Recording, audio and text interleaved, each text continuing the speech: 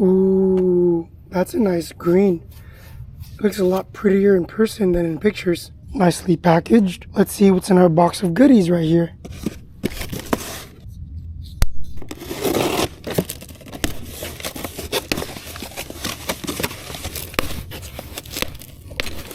This is the headlight.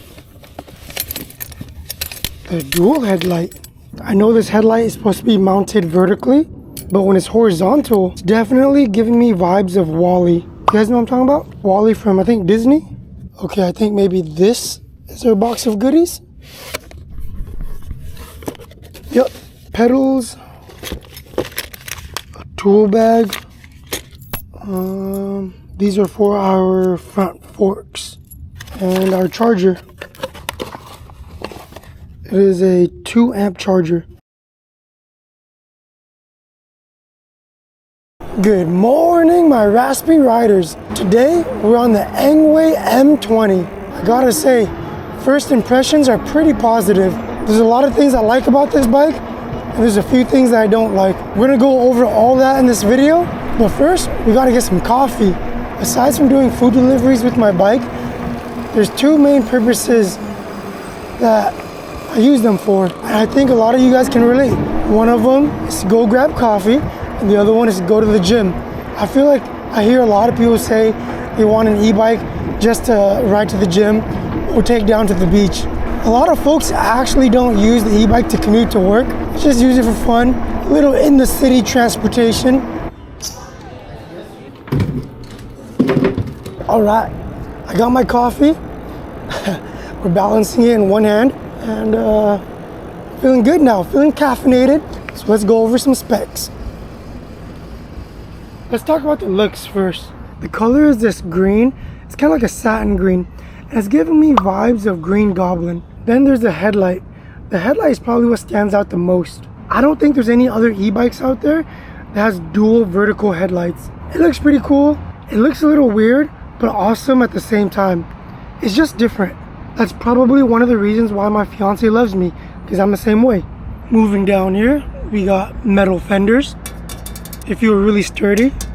20x4 fat tires from Chow Yang. We got mechanical disc brakes paired with 160mm rotors front and back. I gotta admit, these levers, they actually feel pretty smooth. There's not that many mechanical disc brake levers that I like, but these are pretty good. They kind of remind me of electrics, like on electric XPs, because even though they're mechanical disc brakes, they don't feel super stiff. Some other mechanical disc brake levers, when you pull on them, they just feel like there's so much pressure that's fighting against your hand, but these move pretty nicely. We do have front suspension with a lockable feature. You can adjust the compression also. I have it on its softest setting. I'm pretty sure there's just springs in there because they bounce right back up, but they do absorb bumps, and it's better than having rigid forks. We got dual batteries, 13 amp hours each. They are 48 volts, and if you combine them both, it is 26 amp hours. You can run one if you want to, or you can combine them and run both at the same time. I always like running both at the same time. It comes with 4 sets of keys, 2 for the top, 2 for the bottom. I guess that's good for some people that lose keys easily, but for me, I would have rather preferred them to have used the same key for both batteries, because then I don't gotta carry another key. We got rear suspension with a design that says HLT 100. So the rear suspension is stiff, but in my opinion, it's not as stiff as what people say. I've had stiff suspension before. My very first bike was the X-Class. That thing had like a 1,000-pound spring back there. And when I would bounce up and down on it, it would not move. The only way I could get the rear suspension to budge if I rode with 2 people and we both had like an equal weight of 300 pounds. This suspension actually moves. It moves a little bit, but it still moves. I weigh 170 pounds, so if you are a little heavier than me, you could probably get it to compress a little bit more than I do. I'm 5'6" with a 28-inch inseam, and I am on my toes. Almost flat-footed. Not quite. More like the balls of my feet. With this being the dual battery version, the website says that it can get 44 miles of throttle only. Now moving back to the seat, it does feel pretty firm, I'm not gonna lie. And I've sat on this bike and my glutes say the same. You're gonna want to put some type of air pad back here or something. For short rides, it's fine. If you go get coffee, if you go to the gym, you don't gotta do anything. If you're gonna be putting those batteries to use and riding 30, 40 miles, yeah, you're gonna wanna be changing up the seat or adding some type of cushion. You see right here where the seat is on, it kind of curves upwards and it kind of leans you forward into the handlebars more. I guess that does put you in a more aggressive stance. Some people like that, some people don't. But for me, I would have been a lot more comfortable if they just made it flat. It's still not terrible, but that's just something that I prefer. Some people might like that lean forward position. Moving back here, we have a 750 watt motor that peaks at 1000. The motor is directly connected to the mag wheels. If you guys don't know what mag wheels are, it is a design where it does not use any spokes. Instead, it's directly connected to the rim, which offers a cooler look, but less maintenance. I like mag wheels a lot because you don't have to worry about tightening or tensioning spokes. Sometimes spokes get loose, but not mag wheels. Back here, we do have a functioning brake light. They're pretty bright. No turn signals, but a pretty bright brake light. I'm coming at you guys from the future because I don't know how this happened, but I forgot to go over the handlebars. Our cockpit. We have these rubberized grips. I like that they're not the fake leather that most companies use. They are very grippy. We have our light and horn switch and our screen. So if we turn on the screen, we have a black and white display. Let's hear that horn. I don't know if cars will be able to hear us, but pedestrians can. We have a standard 7-speed Shimano shifter. And over here we have a half twist throttle, which is my preference because I feel like it's safer than a full twist. And on top of that, we can kind of create a cruise control by holding down the throttle with our finger and thumb, and then with our other fingers just gripping the handle. Now that we've gone over our handlebar situation, back to our regular programming. And without further ado, let's hop on this bike and talk about our impressions. Plus, I need to get riding. It is getting really hot. I'm starting to sweat and I need that airflow. All right, before we leave the mall parking lot area, we're gonna do a little brake test. This sign right here in front of me will be our guide. Once we hit that area, we'll slam the brakes and see how many parking spaces it takes.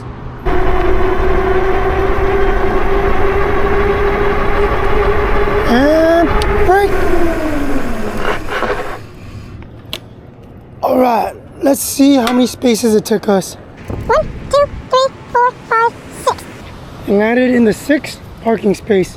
When I did the same test with the Sonata Pro, it also landed in the 6th parking space. So not bad, not bad, not bad. Speed bump test.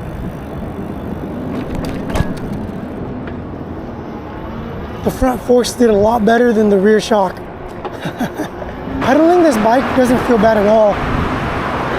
I got short legs, so it works for these moped style bikes.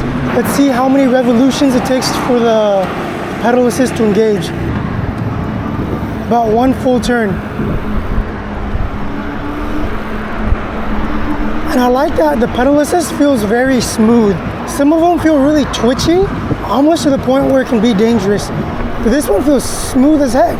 I'm in pedal assist level 1 right now, and that is taking me to about 15 miles per hour. It's 18 miles per hour in pedal assist number 2. Pedal assist number 3. 21 miles per hour. On level 4, our pedal assist speed is 25 miles per hour. On number 5, our top speed with pedal assist is 28 miles per hour. 29! I saw 29! On throttle only, 27? Yep, I'm seeing 27. Wow, I'm surprised. I thought the top speed would be 25 miles per hour. No, with throttle only, 27. Oh no, the sprinklers are going off in front of us. Time to go off-roading. Let's go around the sprinklers. Let's test out the suspension on grass. Yeah. Oh, that was a big bump. I saw someone say that the suspension is really bad on this bike, but I don't know, man. It makes me question what bikes they're riding on and comparing this to. Because this bike online for dual battery, oh, more sprinklers, is listed at $1,199. But if you use code Raspy Rides, you get $100 off. Yeah, I really question what they're comparing this bike to. For the price, this suspension isn't bad. When I bought my S-Class at the time, it was about like $2,200, $2,200. And man, I could not get that suspension to budge.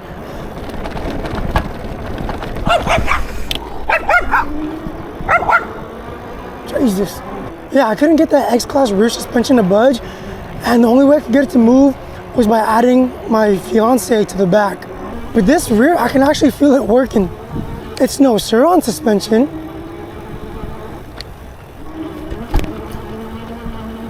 But it's absorbing bumps. If you were to add some type of padding or even change out the seat for something softer, this bike would feel awesome. It already feels pretty good. Like I said, the seat is like the last thing. The full suspension paired with these fat tires feels pretty good to me. Let's see how the green bike looks on green grass. The look is definitely growing on me. Yeah, this is a solid bike for the price. Like, come on. Full suspension, 27 miles per hour, solid. All right, y'all, let's wrap this video up with some pros and cons. Starting with the cons, because we're gonna end this video on a good note. There's only two major cons I don't like. Number one is the hardness of the seat. Some bikes out there, you feel how hard the seat is after like 10, 15 miles. With this bike, as soon as you get on it, you can feel the stiffness of the seat. Con number two, it's what I mentioned earlier, how the rear section of the frame that the seat goes on is slanted a little upwards. It puts my butt into a slanted position, making me lean forward a little bit. But yeah, those are the only two cons I can think of. There's a lot more pros and cons with this bike. Let's pull over for a second and go over the pros. Let's get in the shade. Pro number one, the most obvious. It's got a pretty cool look to it. No other bike looks like this. It looks a little weird, but that makes it unique, and I like that. The look with the dual headlight plus the daytime running light makes it look freaking sick. Look at that. When the light's on, it looks so cool. The next pro, we got that it's full suspension. It's stiff suspension, but it works. It works a lot better than my X-Class did. I like it. I got no complaints about the suspension. I'm 170 pounds. Someone lighter than me might find it super stiff, but to me, it works, and I feel it working. The next pro is that I like the mag wheels. There is no maintenance on the spokes. I've had to get my spokes tightened so many times. I've even had spokes break on me, but I will never have to replace any spokes with this bike, and that is a huge pro to me. And the last thing I want to mention about this bike is the pedal assist. Even though I probably won't pedal this bike that often, I can say that it is really smooth. There's no jerkiness at all when you start pedaling. All right, y'all, I'm gonna end this video here. If you guys want to check out the bike, there's gonna be a link in my description. If you're interested in purchasing it, please use code Raspy Rides for $100 off. It helps you and me both. If you guys have any questions, leave them in the comment section down below. Please like, subscribe, and I'll catch you guys in the next one. Peace.